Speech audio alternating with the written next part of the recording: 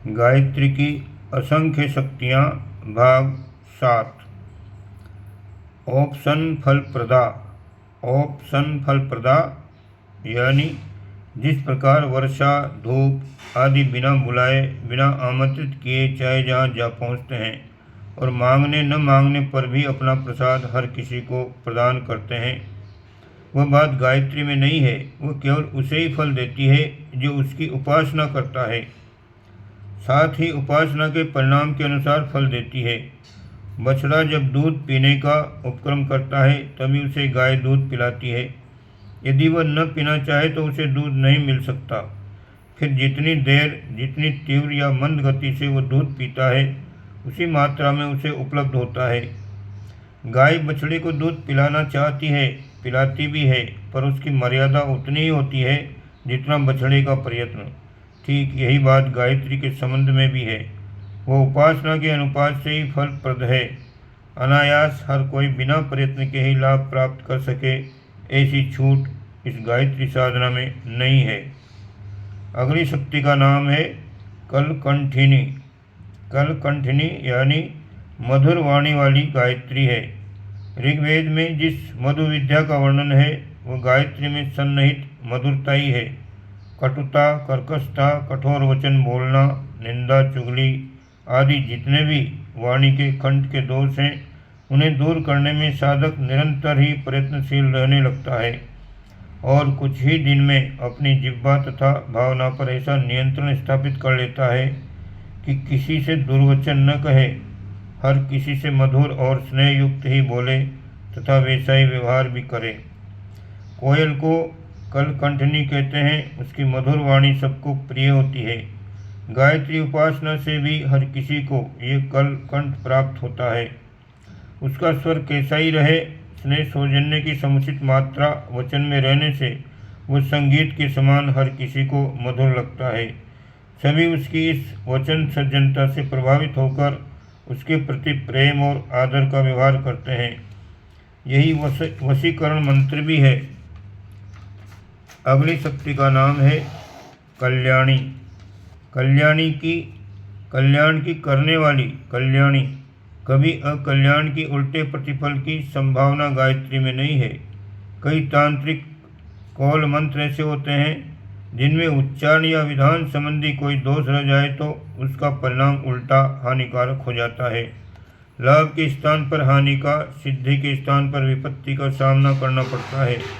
ये कठिनाई गायत्री साधना में नहीं है।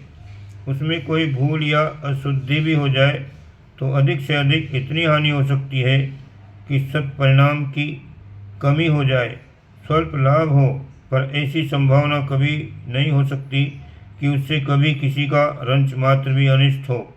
वह हर किसी के लिए, बाल वृद्ध नर नारी गृही विरक्त के लिए समान रूप से कल्याण करने वाली है।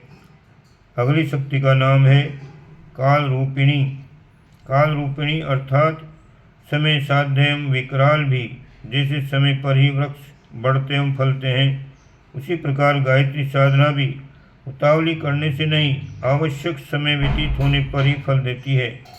नियत समय पर साधना के लिए बैठना, उपासना के लिए जितना समय लगाना निश्चित किया हो उतना नियमित रूप से लगाना। जितने समय में वो सफल होती है उतने समय तक धैर्य पूर्वक प्रतीक्षा करना, ये सफलता के लिए आवश्यक शर्त है। काल के समय के आधार पर गायत्री की सफलता निर्भर रहने के कारण से काल रूपिणी कहा गया है।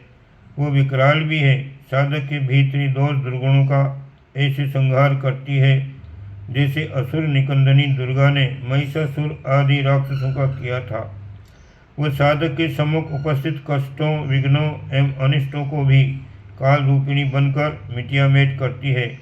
उस विकरालता के सामने कोई अशुभ अनिष्ट ठहर नहीं सकता। अगली शक्ति का नाम है कामचार प्रभंजिनी। कामचार प्रभंजनी यानी पराय नारी या पराय पुरुष के प्रति अनुचित आकर्षण होना या अपनी धर्म पत्नी के प्रति भी रमणीय भाव होना, विषय विकार की ओर अमर्यादित ध्यान जाना कामचार है। इससे शारीरिक और मानसिक स्वास्थ्य नष्ट होता है। पारिवारिक, अनुवांशिक और सामाजिक व्यवस्था बिगड़ती है। इन्हीं कारणों से उसे है माना गया है।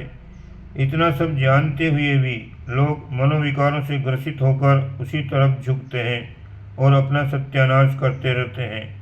इस कामचार की हानिकारक प्रवृत्ति को गायत्री माता घटाती है। विकार शांत होते हैं। गायत्री माता के चित्र के प्रति पवित्र और पूज्य भाव रखते रखते साधक नारी मात्र के प्रति वैसी मात्र बुद्धि रखने लगता है। काम सेवन की व्यर्थता और हानियों को वह अच्छी तरह समझने लगता है और उस ओर से घृणा भाव जागृत करके इस कुमार्ग से विमुख होता जाता है। अगली शक्ति का नाम है कौशिकी। कौशिकी गायत्री मंत्र का देवता सविता और ऋषि विश्वामित्र हैं। विश्वामित्र ने अत्यंत कठोर तप करके गायत्री का तत्व दर्शन किया था, इसलिए वे ही इसके दृष्टा कहलाए। विश्वामित्र जी के द्वारा ही उसका महत्व उद्घोषित हुआ और उन्होंने उसका विश्वव्यापी प्रचार किया। इसलिए गायत्री को विश्वामित्र प्राण प्रिय होने के कारण कौशिकी भी कहते हैं। कौशिकी विश्वामित्र जी का ही दूसरा नाम है। विश्वामित्र के पास गायत्री की प्रचंड शक्ति का अतुलित भंडार था, इसलिए इस शक्ति को उसके संगठनकर्ता के नाम से भी पुकारते हैं। अगली शक्ति का नाम है कांति। कांति यानी तेजस्विता, प्रतिभा, आत्मविश्वास, दृढ़ता, निर्भयता आदि गुणों को कांति कहते हैं। यूँ चेहरे की चमक तो कई व्यक्तियों को जन्मजात भी होती है और उसे तेल मालिश आदि उपचारों से पैदा भी कर लिया जा सकता है, पर यह तो बनावटी और अस्थायी है। सच्ची कांति चेहरे पर नहीं, नेत्रों में चमकती है। मनुष्यता के गुणों और कर्तव्यों के प्रति अटूट आस्था और निष्ठा के आधार पर मनुष्य की कर्मठता एवं दृढ़ता चमकती है, वही सच्ची कांति है। गायत्री उपासक रंग रूप में कुरूप हैं तो भी उसमें ये कांति प्रभाव पर्याप्त मात्रा में बना रहता है। अगली शक्ति का नाम है कौमारी। कौमारी यानी ब्रह्मचर्य की तेजस्विता और ही होती है, उसी में सतोगुण का भंडार छिपा रहता है। यह नारी में धर्म तत्व और सतोगुण पुरुष की अपेक्षा स्वभावतः ही बहुत अधिक होते हैं। कुमारी अवस्था में ब्रह्मचारिणी कन्याओं में तो वह हिलोरे ही लेते रहते हैं। जिस प्रकार गीता के 7वें अध्याय में विशिष्ट महत्वपूर्ण वस्तुओं की विशेषता को अपनी विभूति बताया है, उसी प्रकार गायत्री की स्वाभाविक विभूति का संसार में दर्शन करना हो तो वो कुमारी कन्याओं में किया जा सकता है। गायत्री अनुष्ठान आदि की पूर्णाहुति में कन्याओं को भोजन कराया जाता है। कन्या भोज ब्रह्म भोज से किसी भी प्रकार का महत्व का नहीं है। गायत्री कुमारी शक्ति है। ब्रह्मचर्य उसकी प्राप्ति के लिए अति आवश्यक नियम है। ओम शांति।